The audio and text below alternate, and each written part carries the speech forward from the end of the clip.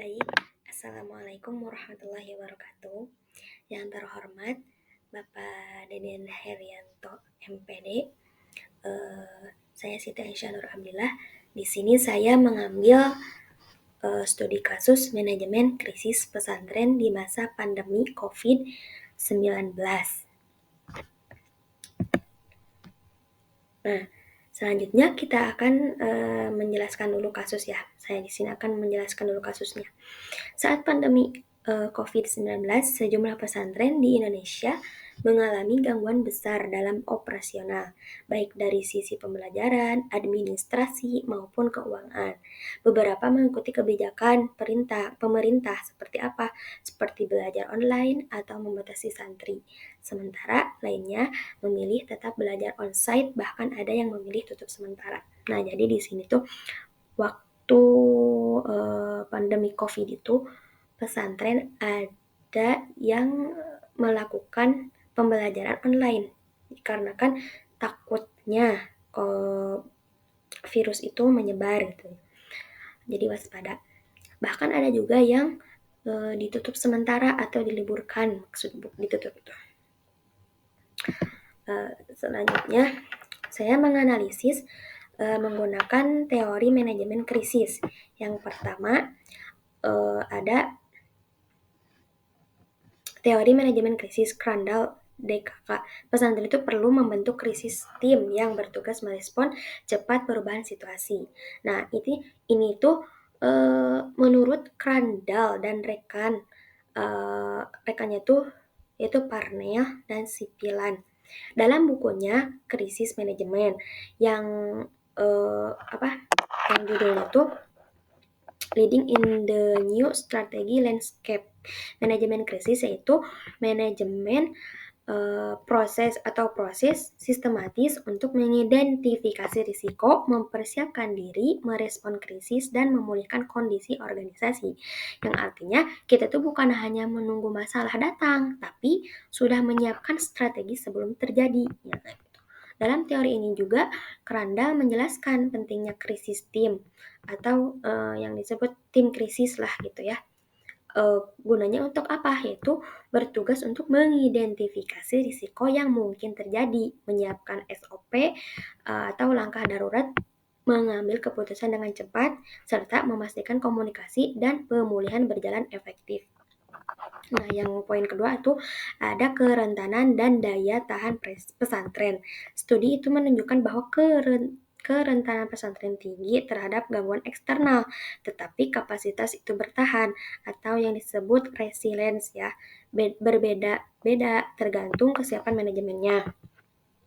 Nah, kerentanan itu apa sih? Itu kerentanan itu pesantren itu mudah terkena dampak masalah dari luar. Contohnya seperti pandemi, bencana alam, atau masalah ekonomi. Ini karena apa? Karena pesantren itu biasanya bergantung pada bantuan donatur dan santrinya itu tinggal bersama di asrama. Sedangkan daya tahan itu artinya kemampuan pesantren untuk tetap kuat menghadapi masalah. Tidak semua pesantren itu sama. Pesantren yang punya manajemen yang baik, aturan yang jelas, dan pemimpin yang sigap biasanya lebih siap menghadapi krisis dan bisa cepat pulih. Nah, jadi pesantren itu memang mudah terkena dampak, tapi jika manajemennya bagus pesantren itu akan tetap bertahan dan berjalan dengan baik. Dan poin selanjutnya ada respon polarisasi. Itu munculnya pro kontra antara yang patuh terhadap kebijakan pemerintah dan yang menolak, mencerminkan kurangnya komunikasi strategis, kolaborasi, dan adaptasi regulasi dalam manajemen lembaga. Nah, contohnya selanjutnya itu tentang respon polarisasi ya. Polarisasi ini artinya adanya perbedaan sikap yang tajam. Contohnya saat pandemi, ada pesantren yang patuh pada kebijakan pemerintah untuk belajar online atau menutup pesantren sementara. Tapi ada juga yang menolak dan tetap mengadakan pembelajaran seperti biasanya tanpa protokol kesehatan gitu. Perbedaan sikap ini terjadi karena apa? Karena kurangnya komunikasi strategis dari pemimpin pesantren kepada guru, santri, dan wali santri. Selain itu, kurangnya juga kerjasama dengan pemerintah dan tidak adanya penyesuaian aturan yang tepat dengan kondisi pesantren juga menjadi penyebabnya. Nah, jadi intinya respon polarasi itu menunjukkan bahwa manajemen pesantren itu belum maksimal dalam berkomunikasi, bekerja sama, dan menyesuaikan kebijakan. Selanjutnya ada solusi dan refleksinya. Yang pertama itu fokus pada peningkatan kesiapsiagaan. Solusi yang direkomendasikan itu bentuk krisis manajemen tim.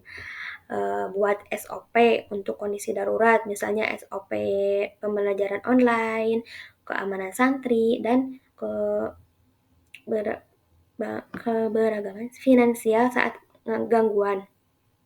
Nah, maksudnya apa? Yaitu pesantren itu harus lebih siap menghadapi situasi darurat. Caranya itu ya itu dengan tadi membentuk tim manajemen krisis dan membuat SOP atau aturan jelas untuk kondisi darurat, misalnya SOP pembelajaran online jika tidak bisa ditatap muka, SOP menjaga keamanan dan kesehatan santri saat ada wabah, SOP mengatur keuangan pesantren saat pemasukan berkurang.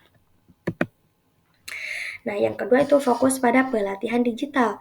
Solusi yang direkomendasikan itu tingkatkan kemampuan guru atau santri dalam teknologi pembelajaran daring dan blended learning.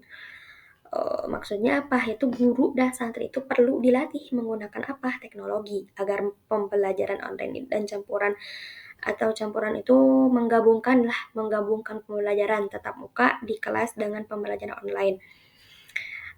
Atau yang disebut yang tadi blended learning bisa berjalan lancar terutama saat situasi darurat.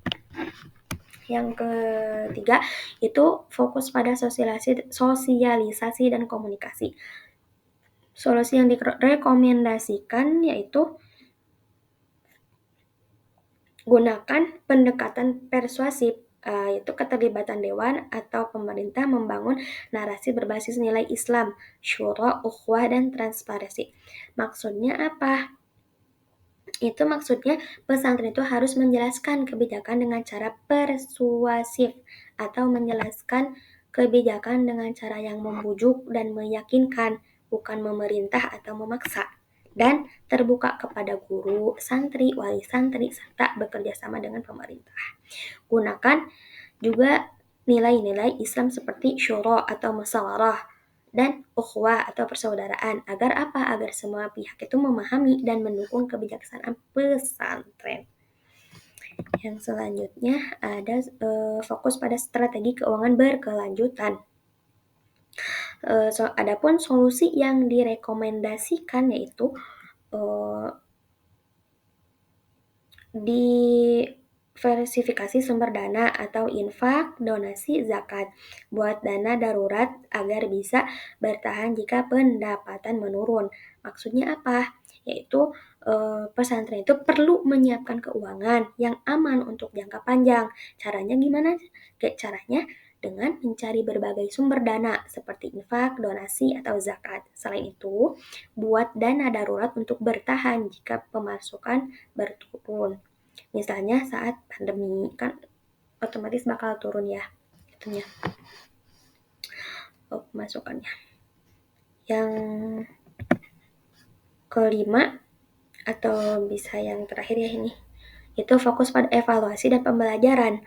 Solusi yang direkomendasikannya apa? Pasca krisis, evaluasi kerja, catatan pembelajaran, dan revisi model manajemen untuk menghadapi krisis serupa di masa depan. Maksudnya apa? Yaitu setelah krisis selesai, pesantren itu harus melakukan evaluasi. Yaitu di antaranya apa yang sudah baik dan apa yang harus diperbaiki.